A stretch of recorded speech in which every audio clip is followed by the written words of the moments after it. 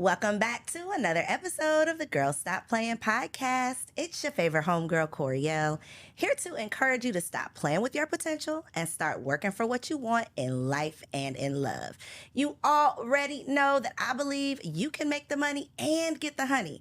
You can have it all as long as you are willing to work. And it's my goal to bring you the information and the conversations to help you do just that. Now, before I introduce you to today's guest, please make sure that you are subscribed to this channel, like this video, and get ready to comment below and let us know something that you are taking away from today's conversation. Now, you know that we are in for a treat whenever we have the opportunity to have a healthily, I don't know if that's a word, but this is a happily, healthily married couple that we got in the building. We have Mr. and Mrs.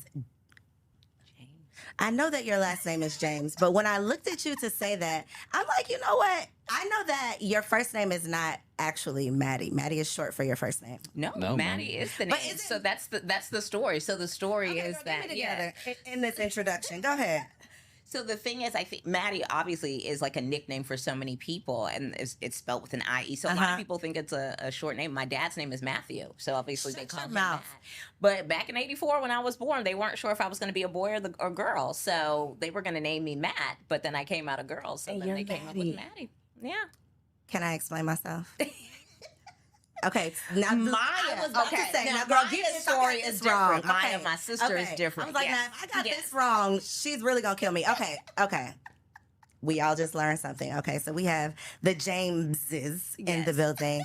Maddie and Chris are here. Y'all welcome. Hey, Coach. Hey, how you doing? I'm excited to talk to y'all. It's always a treat when I can have a couple in the building because, you know, it'd be pulling teeth to get these men down to the studio. But Chris is in the look at his face. Look at it. Pulling. Why the husbands? We were so excited to see you. I am glad. We saw you guys. Look, and the men, I'm like, y'all men need to get like a support group or something. A husband, father, manly man. They need to like have like more like guy strips and stuff. Like they really do because We're working on it. Yeah, Me and the men behind the scenes, we're working on it. Yeah, it's He's the like thing. part of the men's group at his church, which is so great because it's like all of them are like in the same walk of life. Yes. You know what I mean? Because like even our pastor's a millennial with small kids, so like all of them can relate to each other. And that's the thing as we like go through these life transitions. And like you mentioned, we saw y'all. I had a baby like a week prior. No, literally, you were outside. Girl, I could not wait to get outside. Okay, you know, I was like in jail, like in a jail cell, crossing off on the calendar. I had crossed off that last day. Okay, and I was ready to get outside. But seeing other people, probably like the look on our face was just like somebody who understands what is happening. Anytime I see a mom, it's just like, this is real ghetto. Anytime we're together and we see a couple, we're like, man, how are y'all doing it? And I think it was one of those moments like, y'all have 3 kids. Yeah. What is happening? Yeah. So let's start there. Yeah. Y'all have 3 children. We do. Yeah. How? Tell the people how old your children are and then just like how is life lifing? So we have 3 kids, 2 girls and a boy, Mesa, Caliana, and Christian. Mesa is 8, Caliana is 5, and Christian is 3. That's kind of wild because I've like seen them grow up. Like, yeah, they pretty much have grown up online. Seriously, so, because you were you when you had your first child. So the people who are like true to this and not new to this, we've literally seen you become a mother and. You say 8, and I'm like, oh my God, how old am I? Yeah. If I've seen people you. like are upset, especially because Christian, our son, who is our youngest, he was a pandemic baby. He was born on the first day of 2020. He was born New Year's Day. So him and my father-in-law actually have the same birthday. Wow. So it's just funny. So people will see him. They're like, no, this is not the baby because he's 3. And I was like, no. He's grown now. So, Chris, was it important to you to try for a son or were you cool with 2 girls? No, I was actually good with 2 girls. Our birth story actually is, you know, we have 3 kids and we have 2 angel babies. Yeah. So by the time Christian came around, Christian was our 5th pregnancy. And so with all of the things that we did to get the 2 here, I was like, you know, whatever you don't have to do this. If you don't want to, you know? Yes. You don't have to. And because I grew up with like, in like a predominantly male environment, I was like, we cool. Like, we not that cool. Like, Yeah. it's just a boy. Yeah. So really we had a need bunch to know of them. this. We had a bunch of nephews. I was like, Gotcha. you can. But Maddie had the complete opposite experience. Like, all her mom has five other sisters. It's me and Maya. It's just the two of us. So I've never had a brother. Mm-hmm. A lot of my cousins are girls as well. So I wanted that energy, and then especially because he's right. He did grow up in a predominantly male environment, and I love my brothers-in-law. Like, they're so wonderful, and they have sons, and I love my nephews. And I was like, I would love to have this experience because I've had such a positive one so far. Marrying into Chris's family. So I was like, you know what? Let's try for it. Chris is right. We've had every single birth experience. We had the C-section. I've done the natural, no pain management whatsoever. And then I've had anesthesia. I didn't get an epidural. But we've had all of those. And, that is really taxing. Like, labor is hard. But I really like being a mom. I really do. Okay, we're gonna unpack that statement, and we're gonna get back to that. But I want to kind of circle back around to the birth experience. Sure. I was not aware. Your girl be trying to do a little bit of research, but I was not aware of this. How did that affect your relationship? I think, and are y'all okay with talking about it? For sure. Okay. The reason I really want to kind of go back into that a little bit is because these are those topics that people experience. It's a tough.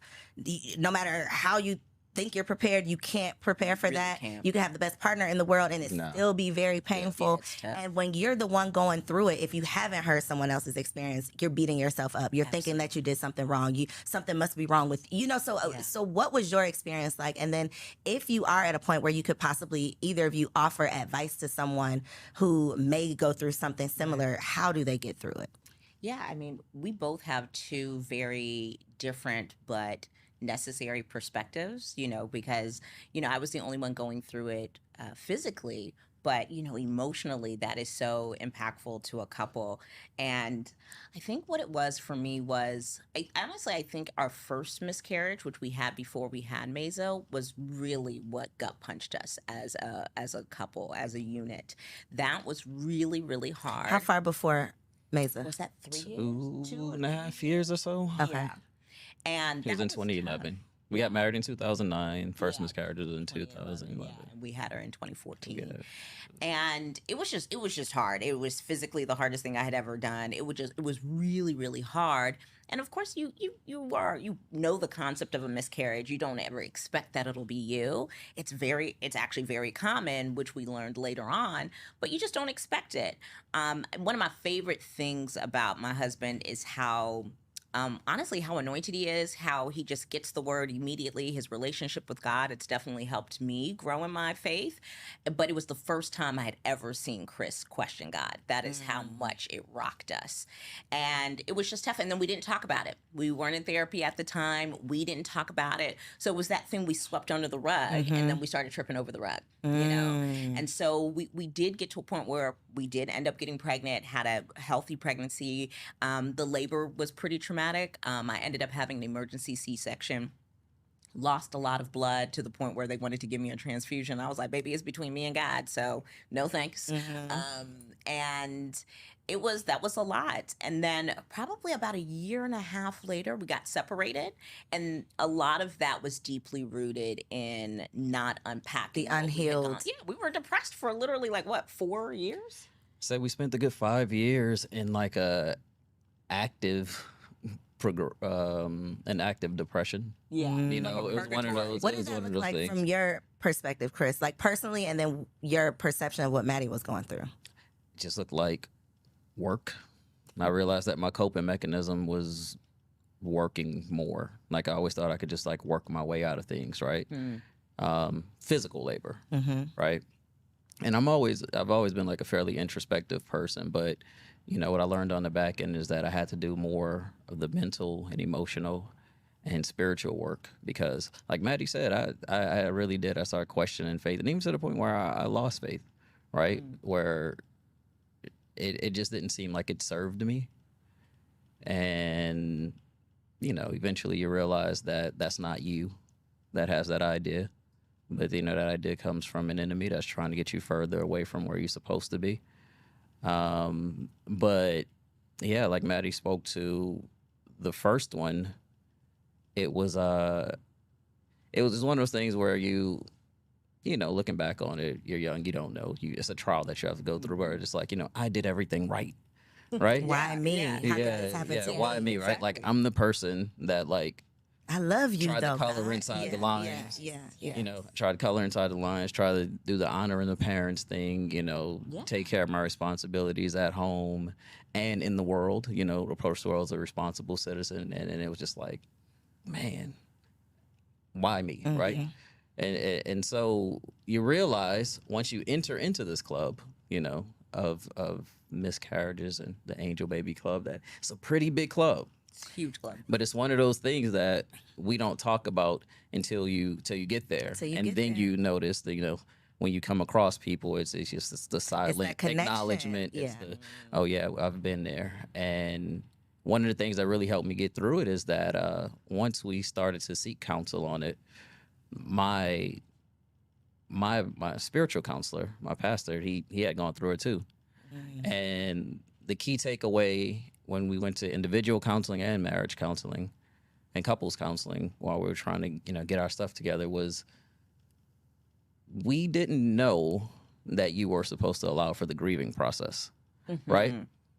When you go through it medically, you know, the medical profession has such like a jaded approach to it. It's like, yeah, this happens all the time. You know, like an in and out, a procedure, not a person. It's totally that. Yeah. And it's not something that they really consider that you have to labor with that entire process. They're just like, you know, physically you're okay, try again. That's pretty much what they told us. But emotionally, you have to go through a process, you know? Right? And it's not just you who's going physically through it; it's your partner as well. That's the part. And that was really, I mean, that was a big revelation, I think, for me in counseling for us in therapy. So, had y'all gone to therapy?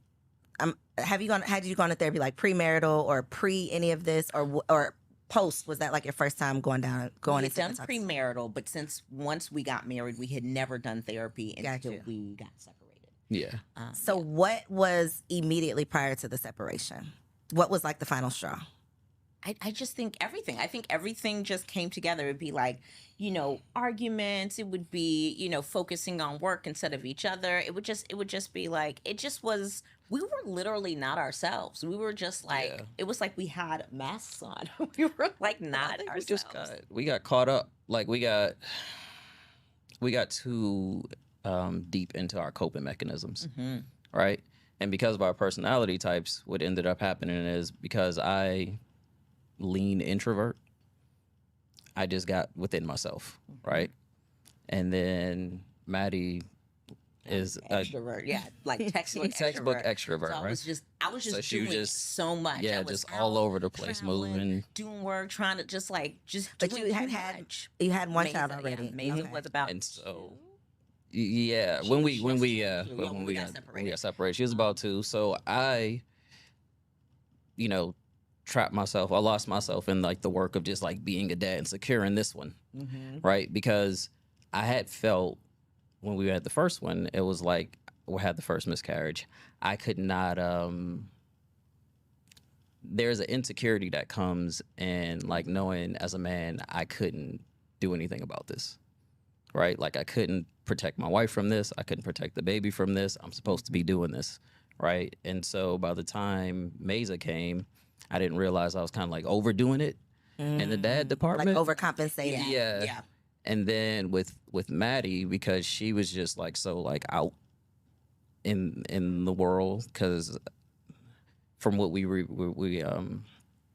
uncovered during therapy is that even though we had the second baby, the pain of the first, like not being able to get it done, it was a lot for her, right? And both I and Mesa reminded her of that. Yeah. And so because I couldn't get through on that end, you focused your attention. Focus there, and we just stopped talking. And I mean, you know, everybody knows the key to the relationship is just like communicate. Yep. But I felt like y'all like walking through the house like I'm passing you on the stairs and I'm not speaking. No, not really. It was just more. But y'all weren't having deep conversations. Yeah, nothing was deep. It was just like no depth. all right, do what you got to do. I see you when I see you. And then it was just, you know, a big argument. one day, and it was just like, it was just like one of us has to leave. I'm the extrovert, so I was already moving a lot. I was like, okay, I'm gonna leave. We were separated probably for about 4 months. Girl, where did you go, girl? I went and I got an apartment, and I got Nowhere really. nowhere. When I say I was literally down the street. Nowhere really. Honestly, I was like, this isn't gonna work if you're always here. If you don't leave. Yeah. You have to leave before you're gonna leave. That was low key kind of hilarious. It was like, we're not even good at being separated. It's like, if you're here every day, then why are we paying a rent? Somewhere. And thank God for our village. I mean, and I talk about this all the time. It makes me emotional, but it was like, the way my mother-in-law showed up for me during our separation, you would have thought she was my mother. And, we're really fortunate because I talk about this all the time. Chris is the only person I've dated whose parents were together. Any boyfriend that I've ever had, his parents were divorced or they were never married and they weren't together. And both sets of our parents are, they're married and coincidentally married the same year. So this year, our parents will be married 43 years? 43. 43 years. So my parents this month, and I think his parents in August. And so, and they're certainly not perfect. I don't say that, but to have an example of what it looks like to work through, to fight through, and to not just throw in the towel. It's really important. And so then when my mom or my mother-in-law advised me, I could take them seriously. It's like, you've done this. Yeah. You've been through some things. You're not just talking to me about what you heard about, what you saw on TV, what you think I should do. That's based on literally nothing. Exactly. And there was also, and I do say this, and I have such a wonderful relationship with my mom. Both of the moms are prayer warriors, thank God. But there was such a level of no judgment from my mother-in-law that literally saved my life. I talk about that all the time. It literally saved my life because when somebody's going through something, they probably already have a level of internal guilt and shame. They're already beating themselves up about it. That any ounce of judgment would have probably broken me down. And so, we did immediately get into, because Chris is about the work. So even though we couldn't stand each other, he found me, my therapist, who ended up being our couples therapist as well. And it was literally prayer and therapy that we got back together. So obviously you all have this child, so I'm sure, so nobody is like, well, girl, just leave. Yeah. What were the messages though? Because so often we're not talking about it, or we're not saying the right things. But I think those examples come from women who have not gone through these things. So they don't necessarily see the need in you fighting for what you have. They don't see the value in keeping this family together. They want to cheer you on your own direction. And that could have led you, in two separate directions. So what was the conversation like with your moms during that time? I think the thing that was really huge, and you see the opposite so many times, on social media, but the number one piece of advice from both my mom and my mother-in-law is that part of why you fight for your marriage is for your children. We have made marriage so self-absorbed, and it's like your marriage doesn't just affect you. My marriage affects my children. It definitely affects your spouse. It affects your children. It affects the family that you've made, right? Like I no longer just have Maya as a sibling, right? I now have 2 brothers and another sister, and actually more because each of his brothers are married. So they're my sisters as well. Mm-hmm. I have nieces and nephews because of their commitment in their marriages. And so this is a ripple effect on various people, right? For me too, personally, the thing I love about us is that we were both willing to do the work more than we were willing to let go of it. Or win the fight or be right. Yeah, exactly. Yeah. Like we were so, even if it was just an ounce, we were more willing to do the work than be right, And I always say that. I think one of the most important lessons I have learned in my 30s, I just turned 39. So I'm like, in my last year of my 30s, what have I learned that has been so profound? And is that I'm more focused on being ready to work than being right. Like being right is so useless. It is. It's so useless. After the 30 seconds of you feeling so proud that you're right, then what do you have? For what, you know? And for me, this was something that was fixable. I understand that there are some people who are in situations that are not fixable. This was fixable. And so I was like, was I going to let my pride prevent me from doing work to fix my marriage, which would have fractured how my daughter would have now seen relationships? That part. And that, you know, because that is the number one place, that's the first place you learn about relationships. And is it worth it? And so I always bring up the Godfather, Kevin Samuels. Don't close out. Don't log off. Listen, stay with me, okay? Chris, for you, I have to ask really quick. Kevin Samuels, yes or no? How did you feel? I'm neutral. Neutral, okay. But I'm just like that on all things, right? You know, I can see all sides of it, but I'm neutral. You could take the good, you could leave the bad, you could see. I feel like he had, in some instances, he had solid messages. His tone and delivery was off a lot of times. A lot of times. You know, like if you're really out here trying to help people, you can't be like the helper and the shock jock at the same time. And that was his issue. He was, you know, trying to help people in an entertaining way. It wasn't always entertaining. He was like, sometimes it was just me. Yeah, sometimes it was just me. The problem was if the entertainment is discouragement, that's where.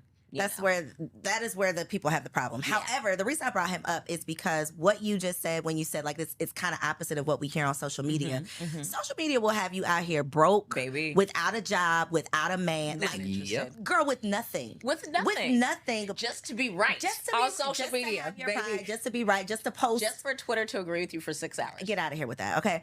But Kevin Samuels was saying a lot of the opposite of what is of what's popular on social media, and one of his messages, like common messages that I heard so many times, is he would call women out on being home wreckers, in the sense of having so much pride that they literally wreck their home, that they're, you know, they're saying there's no good men, they're saying they're making all of these complaints, but they're so willing to walk away. They're so willing to want to be right so bad that they're not willing to do the work. They're so willing to say, I'll figure this out on myself, I can be good all by myself, and not think about you know, not think beyond themselves, not think about their children, not think about the extended family, not think about all that you've built that would literally just be crumbling down if you decide I'm going to selfishly walk away. Now, as you said, there's obviously some extenuating circumstances that, you know, if this is going on and if it's best for you to remove yourself, then do that. This is the context of my situation. Right. You know, this isn't to shame anybody. No, of course not. By any means. But yeah, it just wasn't worth it. When I started adding 2 and 2 together, I was like... Girl, even think about that rent you was down there paying. It's like, the math is not mathing. Me paying my own bills...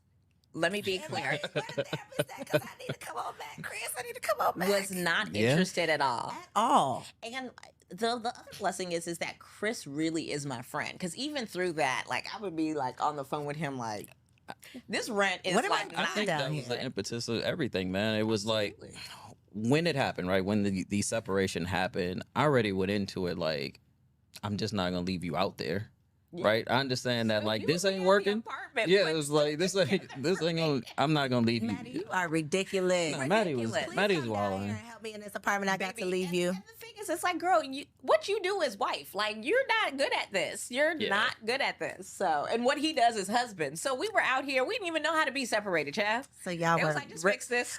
I mean, I think that's the beauty, though, is that if your foundation is friendship, a lot of times you're eventually gonna like tell a joke, or you're eventually gonna like break the side. It's not gonna be that was our issue too early, though. Right? What do you mean? Because I am the point of levity, and I know like it might not seem that way here, but like it was a little too early. Like while Maddie was still trying to argue things, I was like, this ain't us. Like, we don't do this. Like, even in like normal situations, we don't, like, I don't yell at you, you don't yell at me. So I throw in a joke, and she'd be like, I don't want to hear jokes right now.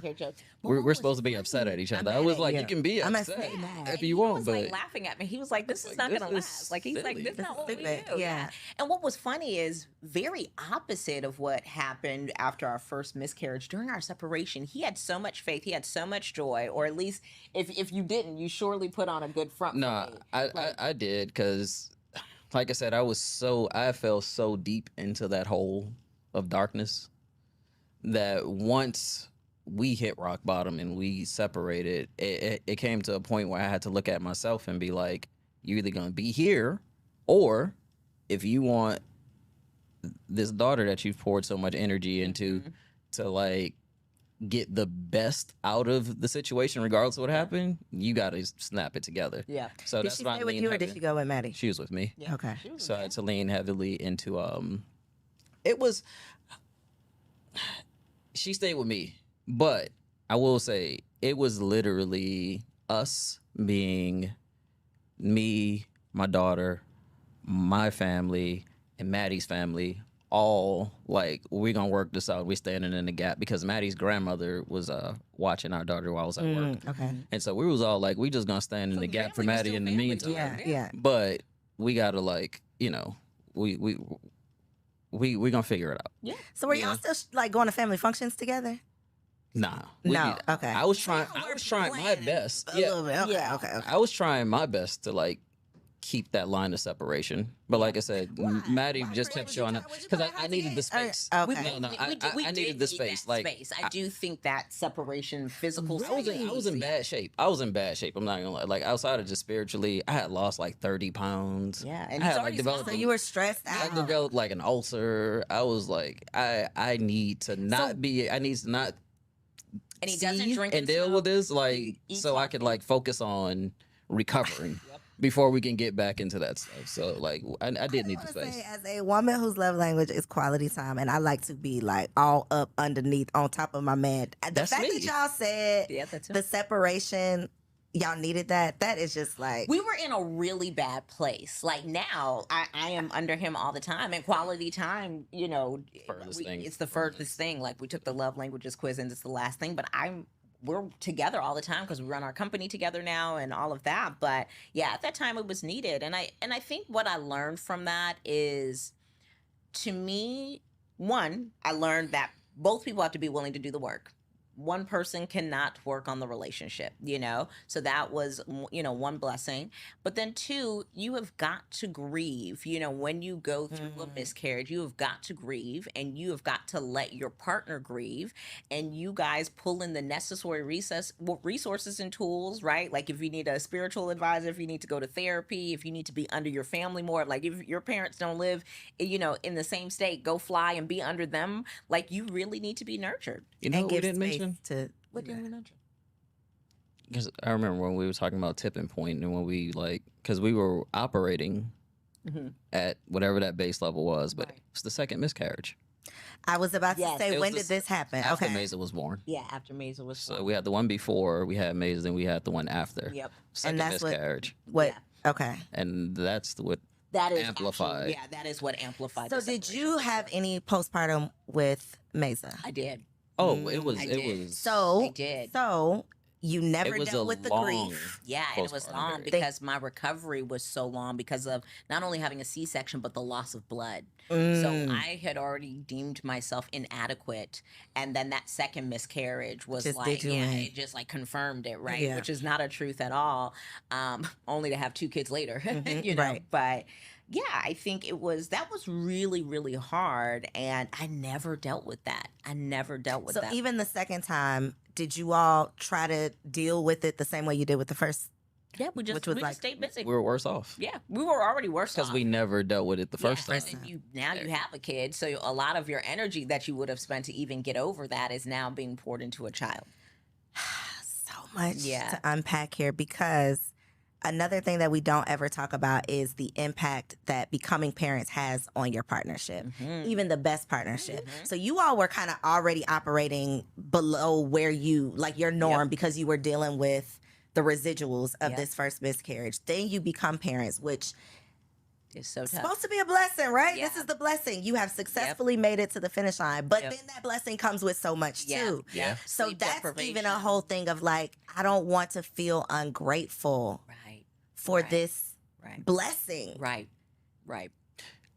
But But I'm you're hurting. human. I'm hurting. I'm That's hurting. Right. It's And I don't know why. Yeah. And that's what depression is, right? Like I feel this weight and I do not understand can't why. get it And off. I can't get it off. Yeah, I can't shake Yeah. it. I don't Yeah. feel like myself. So not only do I not feel like myself, I don't feel like your wife. Yep. Because I'm not even me. So I'm not if even I'm not me. even me, how Yeah. can I show up to be my wife? depressed. And I'm now I got to be a mama. I'm Yeah. breastfeeding. I'm like, Girl, I don't even care. Yeah. don't even bring the boobs into the Yes. situation, because Yes. you are literally pregnancy is a prison.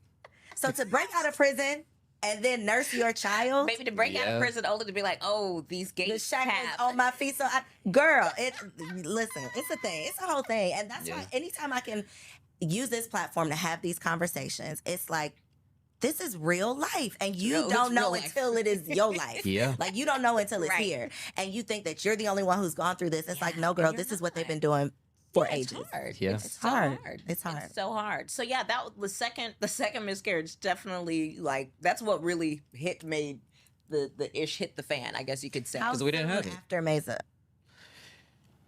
11 months. Okay. Yeah, like right at the year. 11 months. We got pregnant at 11 months after Mesa was Yeah. born. Also, I add, this is then I also got fired from my 9-to-5 and had transitioned into Full-time. blogging and creating full time. Between Mesa and the second? Yeah, Mesa was 2014. 9 months. Okay. Yeah, so 2015. So today, to the day is actually, It is, huh? what, 8 years ago? Wow. Yeah, 7 years ago. So was dealing with that. So like life change after life change after life after life. I mean, literally. And we had a lot of those, like when we first got married, and we didn't understand, what that would do to us, because we were young and in love, and ready to face the world. But we had a lot of serious life changes and like grief causing traumatic events early on. I'm like, we just got good at marriage like 2 years ago. Because it's so tough adulting just by yourself. Yeah, it is. And imagine having to like come home and see this person. I mean, y'all can imagine. Let me look at y'all. Imagine having to come home and see this person while you don't even know who you are every day. I mean, that is tough. It's inexplicable, which is why anytime I can talk to somebody who can relate, I'm like, y'all, how are y'all doing it? What is going on? Yeah. So did you feel like once you shook off, like you got back together, you're no longer separated, you have like a new lease on life, you all get pregnant again. Yeah. What was your experience like with Caliana? Caliana's pregnancy was literally miraculous in all the ways, And so the reason why I had such a really hard pregnancy with Mesa and why I had the 2 miscarriages was because of fibroids. I had 3 very large fibroids. I've always been petite, but these fibroids were pretty massive. Did you know you had fibroids? I did. Okay. I did. Once we had the first miscarriage, I think that's when I found it. It was the first, that's when we identified it. Yeah. So one day, I write about this in the book. One day I go for, I think it was right when we hit 3rd trimester with Callie. We go for the ultrasound or whatnot. And, we see her, we hear her little heartbeats. Everything's cool. But then the nurse is still looking, and I'm like, well, girl, is everything okay? Because we thought we were ready to go. Girl, the silence. Yes, I'm like, so she's like really looking. So I'm like, I'm concerned, but I know everything's cool and stuff like that. So I'm like, what's wrong? She's like, this one fibroid that you have had the entire pregnancy is just no longer here. She's like, I have been doing this for 18 years. She's like, she's like, it's not there. She's like, I'm triple checking. That's why we're still here. She's like, it is literally just not there. And I remember because we had been actively praying, like I had even gone vegan after having Mesa for, I think maybe like 3 or 4 months to see if we could help shrink them or whatnot. And actually in each and every one of my pregnancies, I went through what they call fibroid degeneration, where the blood was actually cut off from each of my fibroids, which doesn't necessarily happen for everybody. And so that could also cause, to shrink. But one of them just completely disappeared in Caliana's pregnancy. And never came back. Never came back. I didn't realize that fibroids was like ruining lives out here like this. It's really ruining lives. So you said you found out when you had the first miscarriage, but your whole entire life, when you got your annual exams, when you never first got pregnant, nobody said nothing. That Nobody is so has crazy. ever brought that up. And then when I started bringing it up to like my mom and stuff, like she's like, "Yeah, your aunt has this," and I'm like, "Why we ain't talk about this again? Why is this a secret? Why is it a secret?" And even when we started having those conversations with doctors, and they were just like, oh, yeah, this is normal. This is what Black women deal with. Black women have, and this is what you have to deal with. And then talking about the options behind it, and it was just like, and all the options are always surgery. It's like, oh yeah, you just cut yourself over. Oh, you can have a hysterectomy. Yeah. So I had Nicole Gardner-Scott here, and we talked about her experience, which she didn't have a miscarriage, but she had a very hard time getting pregnant because of the fibroids, had the surgery. Just the experience of it. She didn't know about it. Talked to her mom. Her mom's like, it's just this whole thing. So literally last week, I don't remember who it was, but someone posted on Instagram that they had a hysterectomy. They had to get, and the number of women in the comments that were like, yeah, I had mine last month. Yeah, I'm scheduled for 2 weeks. It's just like the fact that so many women are going through this and they obviously don't have very many people in real life to connect with because they're right here on the internet. Sharing with strangers over this traumatic thing that they're going through. I didn't realize it was such a thing. Yeah, me neither. Until I was very open about it, with my mom and my mother-in-law and stuff like that, and just starting to talk about it. And we did thorough research about it because I was like, I do not want to go through what I went through with Mesa. Postpartum or anything like that. I had even researched like placenta encapsulation. I was just like, because I was like, whatever it takes for my postpartum to be great. Yeah. I think I didn't have postpartum depression with Callie or Christian. I remember with Christian, that was like the most energy I had ever had. I was like, how did it show up? How did your postpartum show up? Because I think that's the thing too. And I say this all the time. I think people be laughing at me, but I'm serious. Before I got pregnant, my thought of postpartum came from like an episode of ER when I was a little girl. It was like or Law and Order, like if you have postpartum, you want to hurt your child, you want to hurt yourself, and that's postpartum. That's it. It is such a range, and most people, I'm willing to say most people experience it in some ways, but it shows up differently. Yeah. So how did yours show up for you? I would just be like so spaced out and just think about like ways I could either hurt myself or like physically change myself to like be adequate for Chris and for Mesa. You know what I mean? I would just think about it. It literally felt like a dark cloud over me, and just like it was just in my mind. I just had such dark thoughts about. I didn't really have a lot about hurting Mesa because I was so fractured in my self-esteem and me as a person physically, because I was like, okay, I couldn't carry this one baby, I barely could carry this one, they had to cut her out of me. Girl, that's a whole thing. That is a whole thing. Beating yourself up around your birth experience. It's like, if the experience is not bad enough, what you do to yourself, the inadequacy of it all, the feeling like my thought was, how come my body couldn't do what it needed to do? Right. So that is a whole thing. Again, if you're the only one who's ever gone through it in your mind, then what's wrong with you? Exactly. Would you say that you had any type of, we don't ever talk about this with men, like what was your, I guess, postpartum experience? To be honest, it was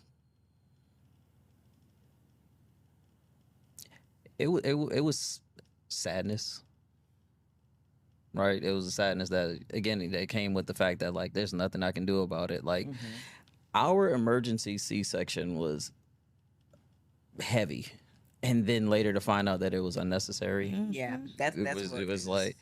But the way in which it happened, and like, there were some things that happened on the operating table that I was privy to while Maddie was knocked out, between like the conversations that was had. Like, we weren't there, and like, this ain't a human being outside of just being my wife. Like, this is a human being. We just like so callously talking about whether or not we're gonna let her be here or not, right? And then there were just some things that happened on the operating table where I just don't get, like, it's just like, it's very visceral, and that. And then to watch her come through it, or try to get through it, it literally took us 6 months or so until she could like move around. Wow. Yeah. Right? And then that her lull or her funk that she was in was about another year. And in that space and time, we got pregnant again. We got pregnant again. Then we had, miscarriage. And so I was just like, I was tired, one, because, I'm heavy into the parenting of a newborn. And right? I'm newborn, then I'm at work, and then I check on my wife. And then two, you have, the sadness was just that, like, man, there's really nothing I can do about it. There's nothing that I know about it. Like, I'm a heavy researcher on things, but in this situation, one, I just didn't know what to look for, right? Because, like, what's happening? We hadn't left the house yet to run into those people to like be like, hey man, I know what you're talking about, or to start there. So Yeah, that's what it was. I tried my best to be as upbeat as possible and provide space for Maddie to feel everything that she was gonna feel, and physically, I tried my best to, soften the burden of the load of whatever I could, but I can't breastfeed, so That part. Yeah. especially in the Ooh, middle of the sure night, wish y'all right? could. Like if you're in the, like if you're already in a physically depressed state, it's like you need to sleep. Yeah. And in the middle of the night, you're not sleeping. Not So sleeping. there's nothing I can do about Yeah. that except like hand the baby over and rub her It's your back. first baby, so you're So- trying to do everything perfectly. Like I'm like pumping in the middle of the night. I'm trying to make sure like everything. It was really, really hard, really hard. But yeah, But yeah, it's really just, I don't know, just balancing that weird dichotomy of like, man, this is really awesome because I have this baby here, and the love that surrounds that and the admiration that you have for your wife for going through it, and I'm happy and all that. There's the joy of that, but then there's the sadness of like the aftermath, And The reality of it Yeah, all. It's yeah. like, it's a lot. Yeah. It is a lot. And I cannot believe that y'all been parenting like this. Like people just been having these kids doing all these things Yeah. for years. yeah, It's not for the weak. it's definitely not for the weak. Marriage is for the also weak. not for the weak. It's just not. It's absolutely not. I mean, when it's good, but it's not always good. And so I love that you all can represent wholesome, and I'm going to say healthily, happily and healthily, wholesome marriage that's not just picture perfect. It's like, yo, life be lifing. We are navigating it as best we can. Absolutely. We're trying to maintain a friendship. We're trying to raise good people. Yes. And that's really what it comes down to. So as we conclude, I would love for each of you, Maddie for the women, Chris for the men, for the wives and for the husbands, to just share a word of advice that you've learned through marriage that you can share with someone who might be going through it right now. Do you have something? Anything off the top? This is the one thing I always say, like husbands, where am I? That's my Right camera. here. Right here? Okay. Husbands, try your best to learn to speak to your wife's heart, because that's where her baseline of understanding comes from. It's how she feels about what you're saying. You may logically say all the right things. You may fundamentally feel like you're doing all the right things. But if she doesn't feel it, you all won't feel it. So try your best to do the things and say the words that speak to her heart. That's good. Yeah.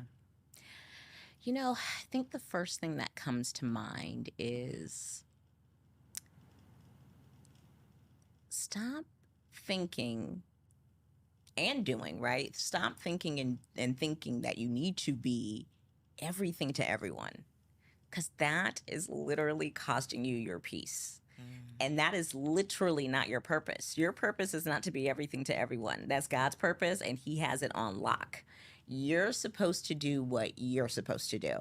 And you sometimes have to stop and step back and reevaluate what really matters, right? Talk to your husband. What matters to you guys, right? Because yes, what matters to you is important. So I definitely don't want to negate that. But if you're in a marriage, it's what's important to you guys, right? We don't need, respectfully, you don't need a bunch of third party opinions, right? I'm the only person married to Chris. Chris is the only person married to me. I respect what my parents have to say. I respect what my therapist has to say. But at the end of the day, we are making decisions together as a couple. I don't care how social media thinks, what they think about my marriage. If they think it's great, cool. If you don't, that's cool too. You know what I mean? I'm okay with not pleasing everyone around me as long as my husband is at peace with me and I'm at peace with him. So stop trying to be everything to everybody or trying to make your marriage seem like it's an example for others. That's not what your marriage is. It is not a tool. It is supposed to be your safe haven. And do whatever it takes for you and your spouse to feel safe with one another. I love that. I love that. Cannot let you leave though, Maddie, without telling us about Everyday Magic. Yes, please get Everyday Magic, The Joy of Not Being Everything and Still Being More Than Enough. It is my book, available on Amazon, Barnes & Noble, Books A Million, pretty much wherever books are sold, Target.com.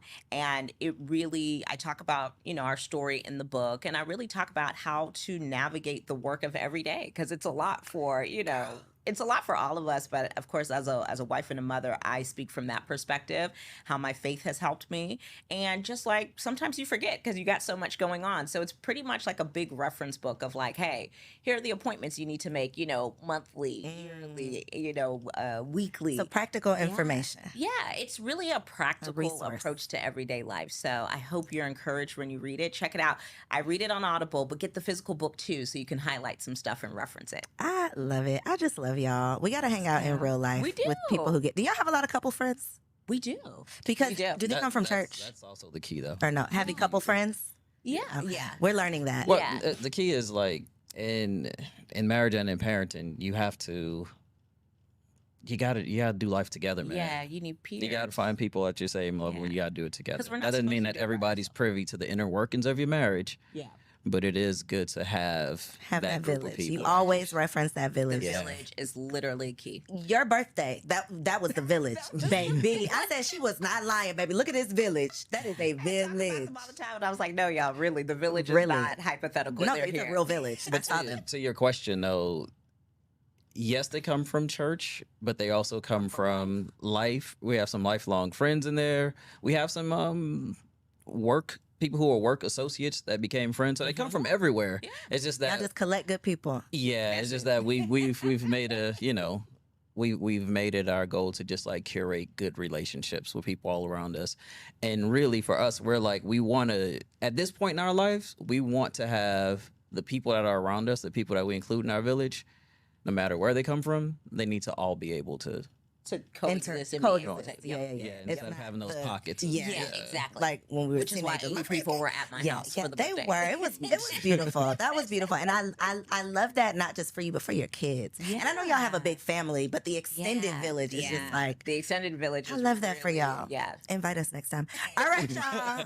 Thank you for tuning in. I'm going to let y'all know if I get that invite. Okay. Check my stories.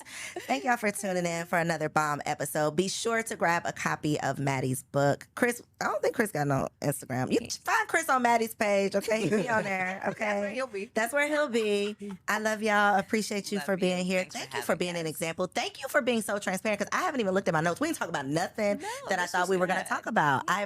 Chris did it. That was Chris. Chris took us down that detour and I appreciated it. Yes. He's like, I did. You did it. Thank y'all for tuning in. See you on the next episode.